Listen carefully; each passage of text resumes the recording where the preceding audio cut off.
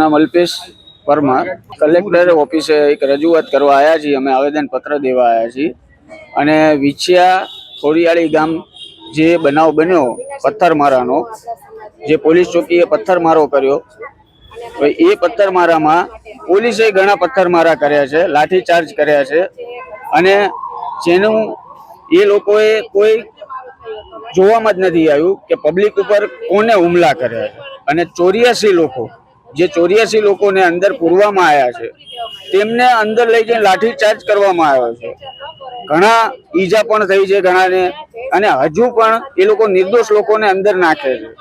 તો એ ના બનાવ બનવો જોઈએ। અને જે પોલીસ લોકોએ જે હુમલા કર્યા છે, તે જે હુમલા કર્યા છે નિર્દોષ લોકો ઉપર, તો એ લોકોને સસ્પેન્ડ કરવામાં આવે।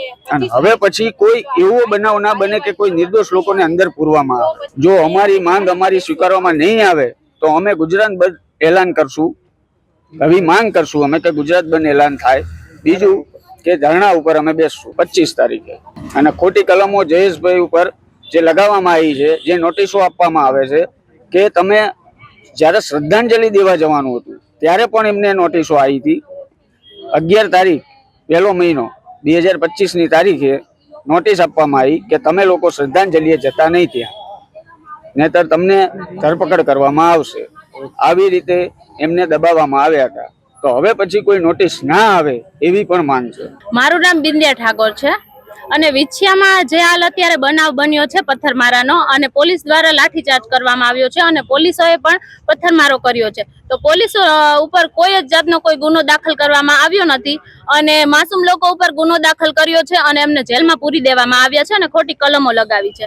તો એમની લડત માટે અમારા પ્રમુખ કોડી ઠાકોર સેનાના પ્રમુખ જયેશ ઠાકોર એ લડત માટે ઉભા રહ્યા છે। તો એમને જેતપુર પોલીસ ચોકીએથી નોટિસ મોકલવામાં આવી છે અને દબાવવામાં આવ્યા છે કે તમે બેસી જાઓ। અને અત્યારે હવે અમારી માંગ એ છે કે જે માસૂમ લોકોને જેલમાં પૂર્યા છે એમના ઉપરથી ખોટી કલમો હટાડે અને જયેશ ઠાકોરને જે હેરાન કરે છે, ખોટી નોટિસો મોકલે છે, એને બંધ કરે અને અત્યારે પોલીસ સસ્પેન્ડ કરવામાં આવે, એ એક માંગ છે।